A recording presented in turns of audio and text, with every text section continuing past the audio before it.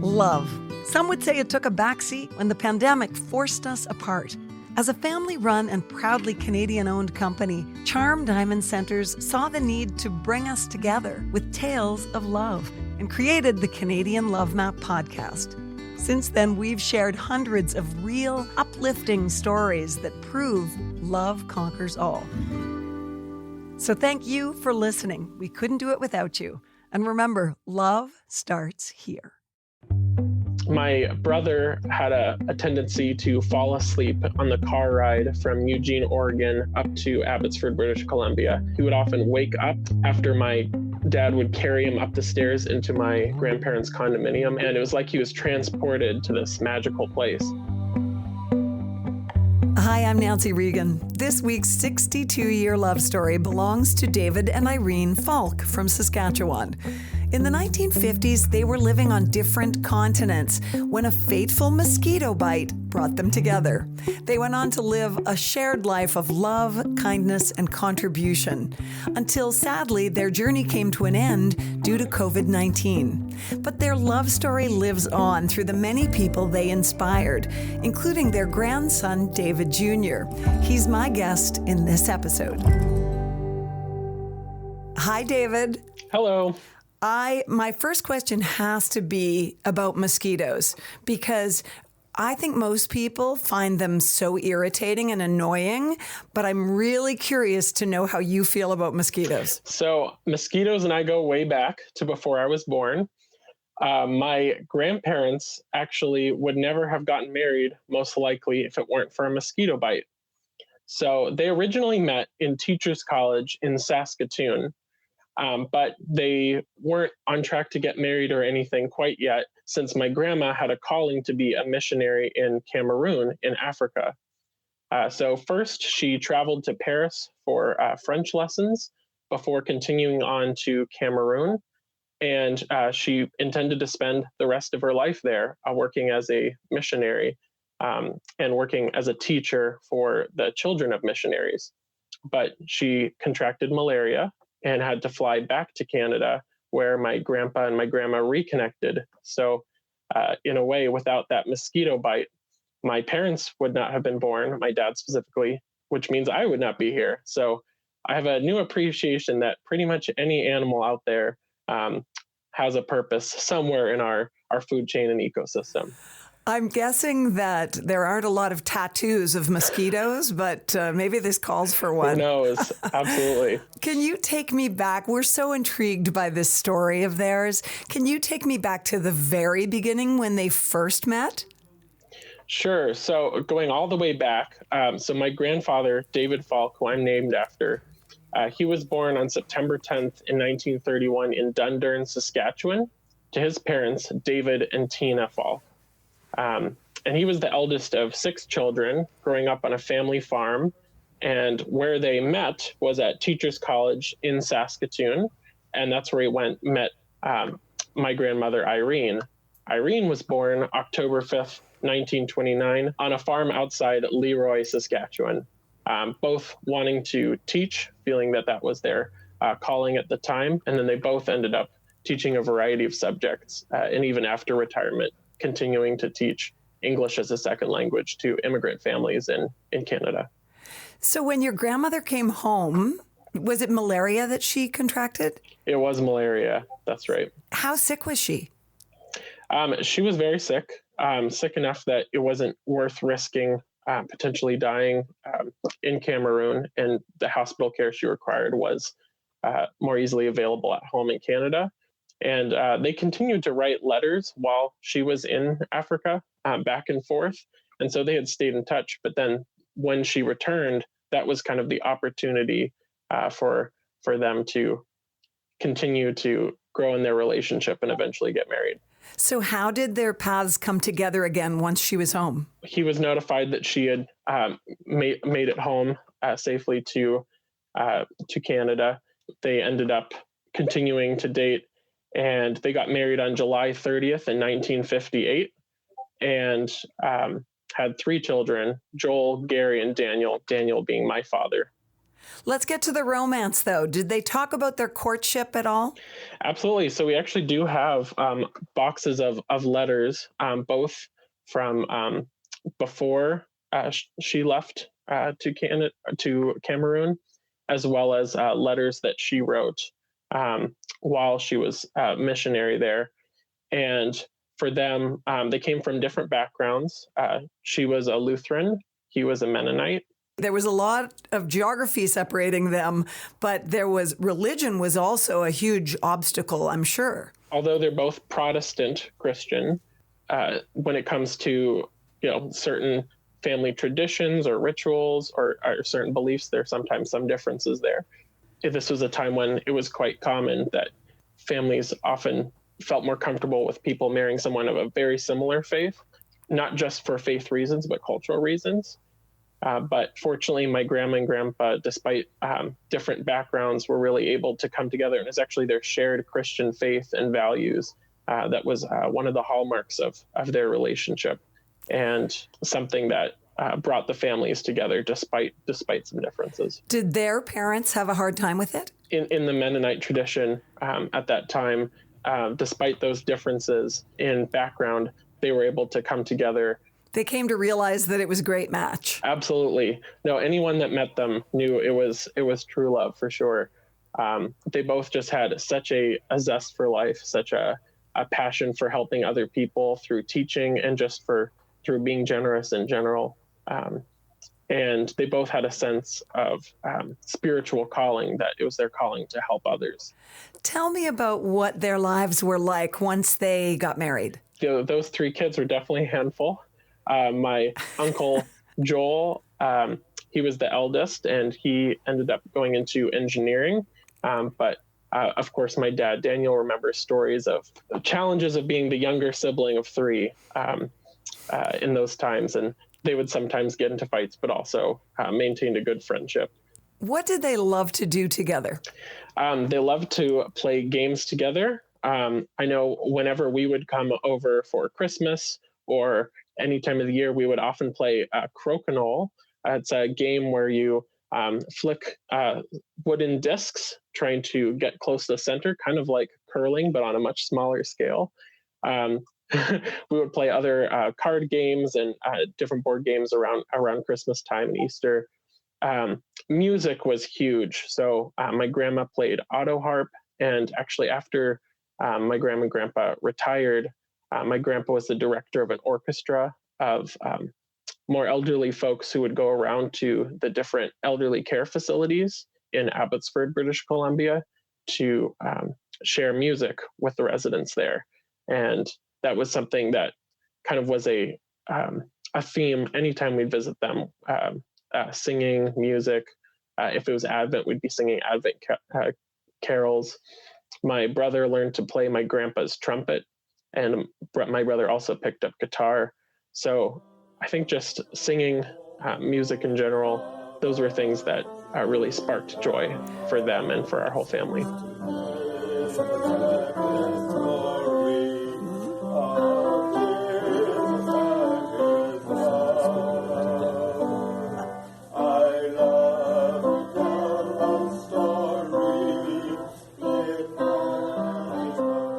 On a personal note, you're kind of freaking me out because my mother is from Saskatchewan and she lived in North Battleford around the same time. She's a little younger, but she grew up in Medstead, so it wouldn't have been too far away. And her father played the trumpet. So I can't. Canada's so big and so small at the same time. Isn't that strange? That's right. I can't help but think maybe, their circles might have overlapped at some point. I think it was Maya Angelou who said, people will forget what you said, but they will never forget how you made them feel. I'm really curious to know how you felt going in to visit them in their home when you were young. It was very magical. My brother had a tendency to fall asleep on the car ride from Eugene, Oregon, up to Abbotsford, British Columbia. It's at least an 8-hour drive. And so he put it best when he said he would often wake up after my dad would carry him up the stairs into my grandparents' condominium in Abbotsford. And it was like he was transported to this magical place because he'd wake up and it was grandma and grandpa's place. There were very specific foods and smells and sounds, and they were always so loving. They just made you feel like you were the most special kid in the world. I'm sure every grandparent wants to make their grandchildren feel spoiled in that way, but it really is true.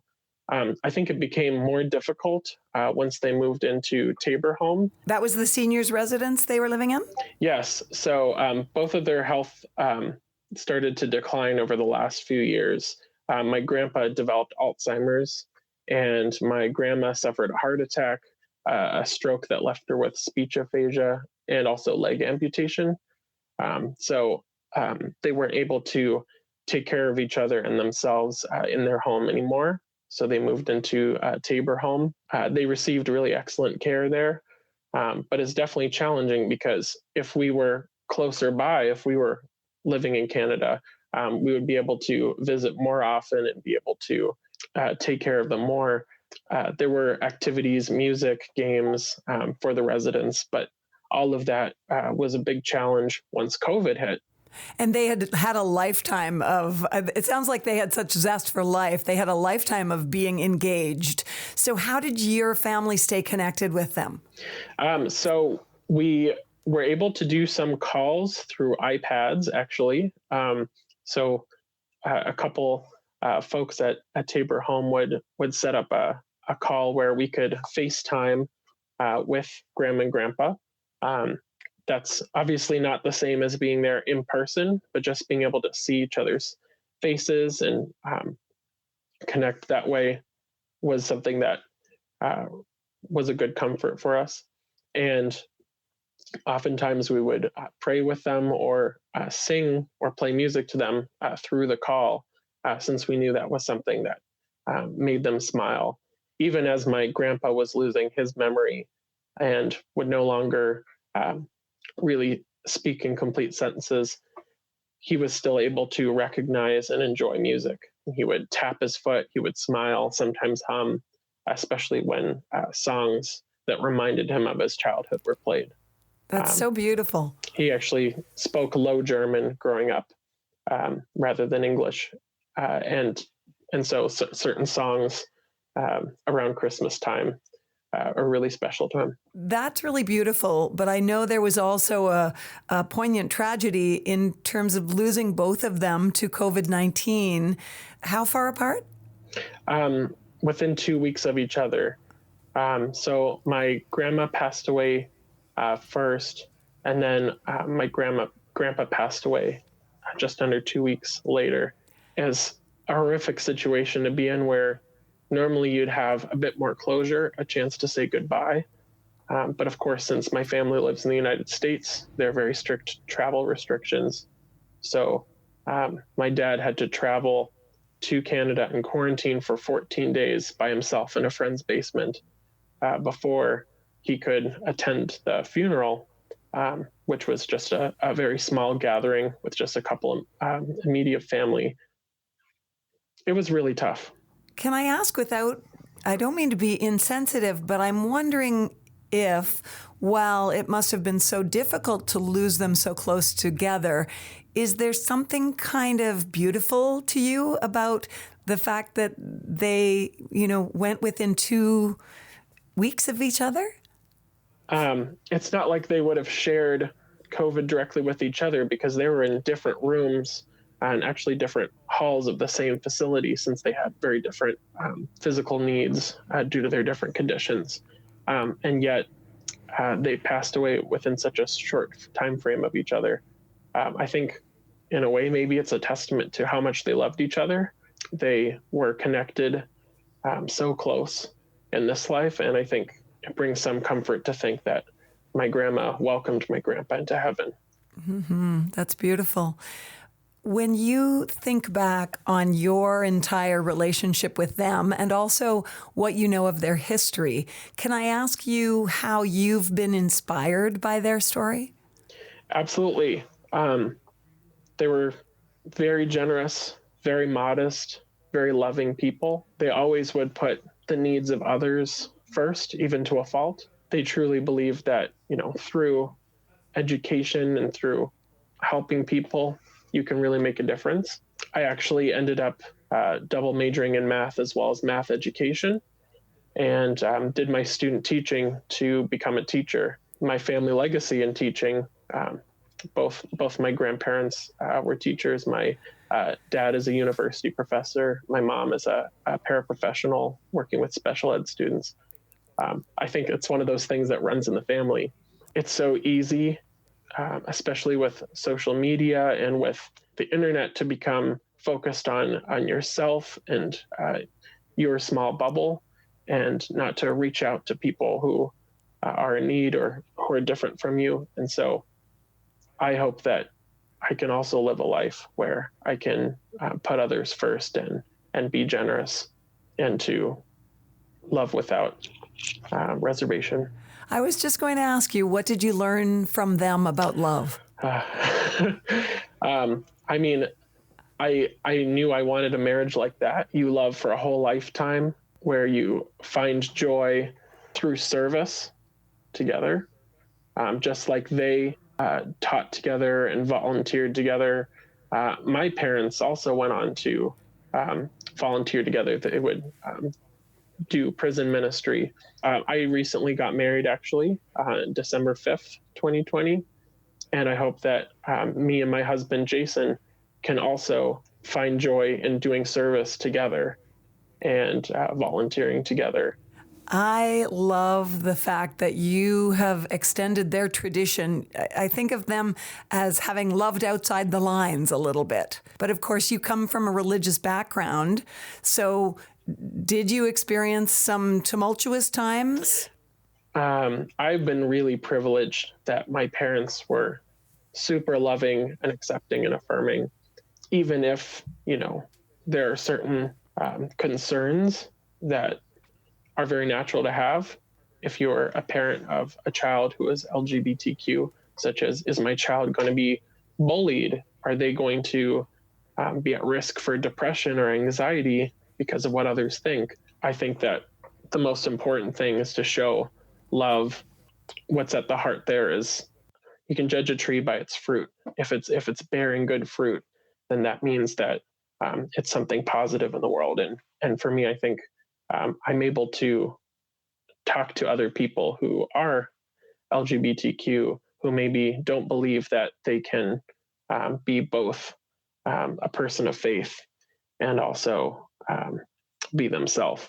And I hope that Jason and I, through our relationship, can be an example of not having to choose between your faith practice and who you are and who you love. Well, to extend your tree metaphor, it sounds to me like your grandparents planted a pretty strong family tree. And it occurs to me that their loving hearts seem to be beating in your chest. Thank you. And my husband, Jason, he's actually in seminary to become a pastor in the Presbyterian PCUSA denomination.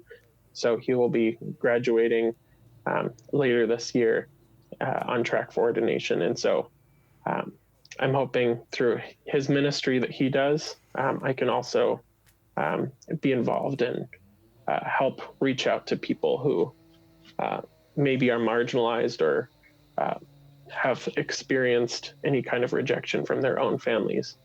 Is there one vignette that you can think of to tell me about a special memory you had with your grandparents? I think specifically at Christmas time, everyone gathered around, either singing or playing an instrument, singing Advent carols. That really is the picture of our family. The joy of music, the joy of quality time together. You don't have to do anything extravagant, but it's just spending time together, and also connecting with God. That was really at the core. So, David, I was able to watch the beautiful memorial video that was done for your grandparents. How did that come about? Well, normally we would be gathering in person for a funeral and a chance to share memories. But since we're all separated, not just even in one country. We had folks in Canada, United States, and France. We wanted to be able to have some way to share memories between all of us. And so my family decided it would be nice to have a YouTube video where we could just share the link that put together the story of their lives, as well as music that was important to them that would have been played at a funeral, as well as images, both from their individual lives, as well as with their grandchildren and with their children and cousins and other family members, creating a slideshow of pictures with your loved one's story and picking out songs that remind you of them or that they loved. That's something that can be really powerful. David, thank you so much. This is a beautiful love story, and I'm so happy that you agreed to share it with us. Thank you for having me. Thanks so much for listening to the Canadian Love Map. If you love us, please subscribe and share. We'll be back next week with another love story to add to the map. This podcast is brought to you by Charm Diamond Centers, Canada's largest family-owned jewelry store. They are proud to be putting love on the map, and the staff at Charm Diamond Centers are thrilled to be a part of your love story too. So visit charmdiamondcenters.com or one of your local stores. Love starts here. This podcast is made possible by Charm Diamond Centers. It's hosted by me, Nancy Regan, and is produced and distributed by Podstarter.